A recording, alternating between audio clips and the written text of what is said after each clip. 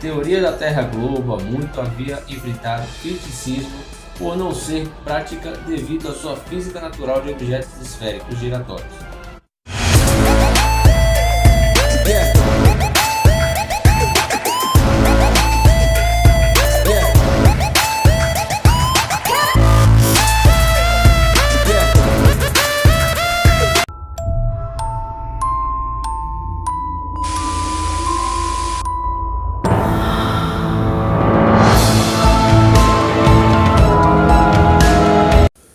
Em 1773, o capitão James Cook tornou-se o primeiro explorador moderno a saber que rompeu o Círculo Antártico e atingiu a barreira de gelo.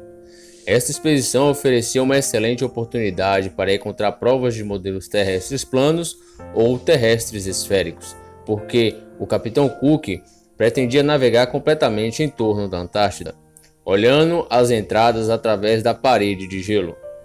Se a Terra fosse de fato um globo de 25 mil milhas e circunferência equatorial, como o modelo heliocêntrico, então uma circunnavegação completa da Antártida seria aproximadamente de 12 mil milhas. E se a Terra fosse plana, com a Antártida cercasse toda a circunferência, uma circunnavegação completa da Antártida teria que assumir 50 mil milhas.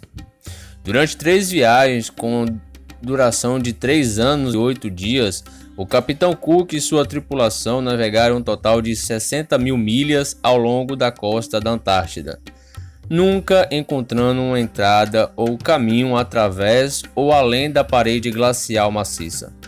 O capitão Cook escreveu que o gelo se estendia para o leste e oeste, muito além do alcance de nossa vista, enquanto a metade sul do oceano era iluminada por raios de luz que refletiam do gelo a uma altura considerável.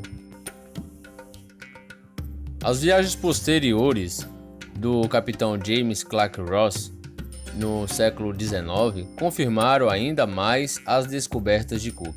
A expedição de Ross passou 4 anos e 5 meses em navios de guerra pesadamente blindados em busca de um ponto de entrada além da parede glacial do sul, e passou 3 anos navegando pela Antártida, tomando um reconhecimento em curso direto, mas cronometrado em quase 69 mil milhas no total.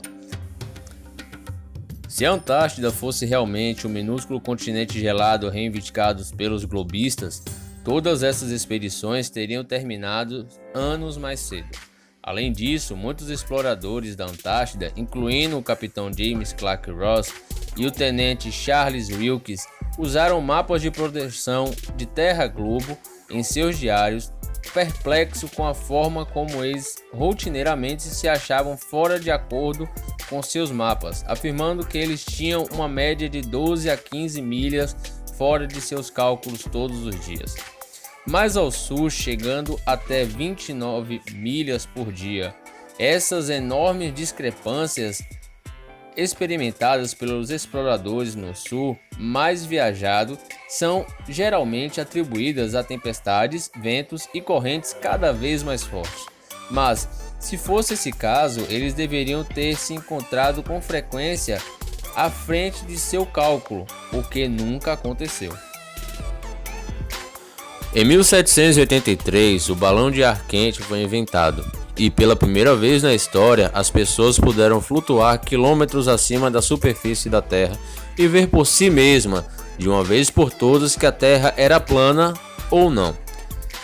O espanto de muitas pessoas quando tão alto subiram no horizonte, o qual permaneceu perfeitamente plano, 360 graus em torno deles, e subiu para o nível de seus olhos todo o caminho.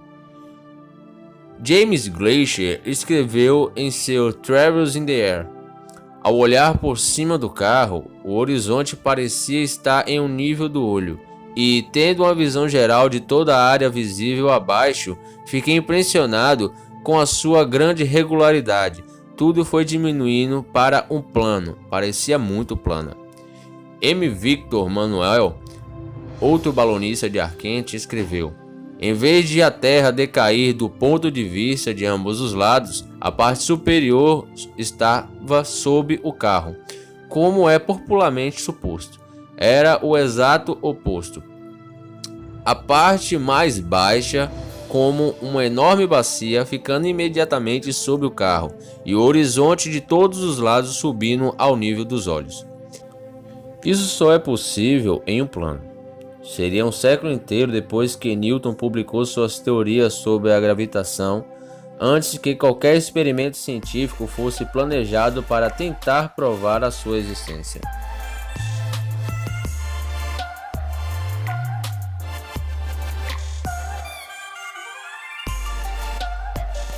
Em 1797, Henry Cavendish, o cientista britânico maçom e neto do rico Devonshire, criou uma experiência que ele alegou ter provado que a existência da gravidade significava sua constante e forneceu números precisos para as massas exatas da Terra, Sol, Lua e planetas. Como Cavendish conseguiu esse salto quântico para a pseudociência heliocêntrica? Ele fixou duas grandes bolas de LED nas extremidades opostas de uma balança de torção e pendurou-as no teto do seu galpão, observando e registrando um leve movimento da engenhoca via telescópio através da janela do galpão, para que sua massa não afetasse. A leitura de que Cavendish afirmou ter provado a gravidade de pequenas bolas de LED foi pendurada perto das grandes, e qualquer movimento observado em direção ao outro foi apontado como sendo influência da gravidade. Agora, o experimento de Cavendish tem sido amplamente criticado pela comunidade científica, porque nunca, em mais de 2 séculos desde sua criação, ninguém conseguiu replicá-lo. Em primeiro lugar, as bolas simplesmente nem sempre se atraem, pois a constante da gravitação deve ser constante. Às vezes, o balanço da torção gira em direção às bolas e, às vezes, afastado, pois é impossível dar a um leve movimento trêmulo ao interagir com ele. Henry até reclamou em suas anotações quantas vezes ele estava realizando à medida que a engenhoca ainda estava em oclusão em segundo lugar, já que sua força calculada de gravidade era de 10 à 39ª potência, mais fraca que a força do eletromagnetismo da qual todos os objetos materiais são compostos. Não há controle para o experimento que pode fatorar e diferenciar positivamente a suposta força gravitacional da conhecida força eletromagnética mais forte. Em outras palavras, as esferas poderiam simplesmente atrair uma a outra eletricidade estática a uma força conhecida existente em todas as coisas bilhões de vezes mais forte que a gravidade, impossível de controlar o experimento. Embora ninguém pudesse replicar as descobertas de Cavendish, o experimento entrou para a história como um grande sucesso e ainda é uma verdadeira prova de gravitação não verbal nos livros didáticos de ciências dos dias de hoje.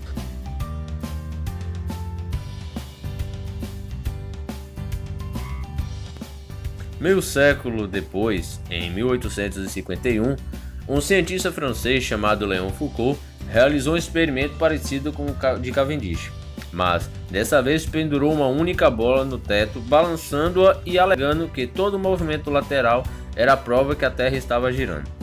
Demonstrações originais a esses pêndulos têm sido regularmente balançados em museus e salas de exposições em todo o mundo, pretendendo fornecer a prova perpétua, eterna, da teoria heliocêntrica da Terra-bola giratória.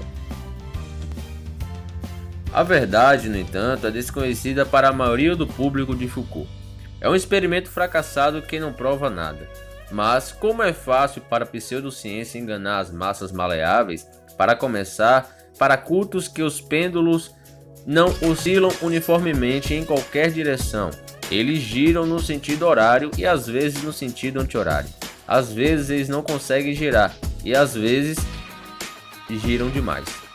Assim como os experimentos de Cavendish, os cientistas que tentaram replicar a descoberta admitiram repetidas vezes que era difícil evitar dar ao pêndulo um ligeiro viés lateral inicial. Na verdade, o comportamento do pêndulo depende de uma força inicial que inicia seu balanço e também a junção de esfera e encaixe usada prontamente, que facilita o movimento circular sobre qualquer outra suposta rotação da Terra. É completamente inconsequente e irrelevante para o balanço do pêndulo.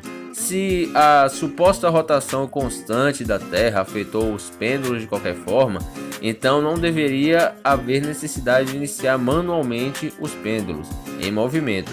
Se a rotação diurna da Terra causasse a rotação diurna uniforme de 360 graus dos pêndulos, então não deveria existir um pêndulo estacionário na Terra.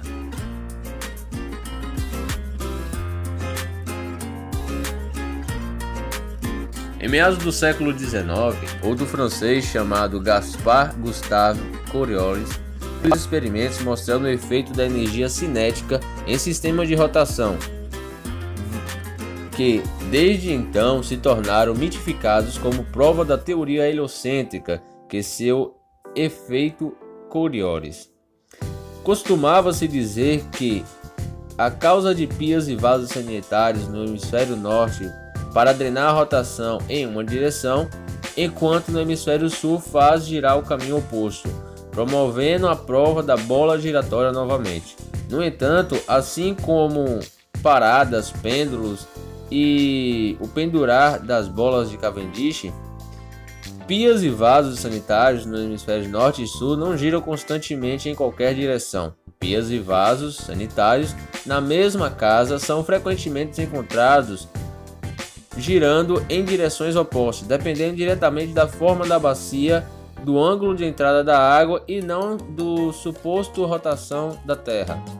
O efeito Coriolis também afeta o trajeto das balas e o clima, supostamente fazendo com que a maioria dos hemisférios de tempestades no hemisfério norte gire no sentido anti-horário e a maioria no hemisfério sul gire no sentido horário, para fazer com que as balas de arma de fogo de longo alcance tendam para a direita de o alvo no hemisfério norte e para a esquerda no hemisfério sul. Novamente, no entanto, os mesmos problemas não permanecem em cada bala e nem toda tempestade exibe consistentemente o comportamento e, portanto, não pode ser razoavelmente usada como prova de nada. Esse foi mais um vídeo do canal O Revelacionista. Até o próximo.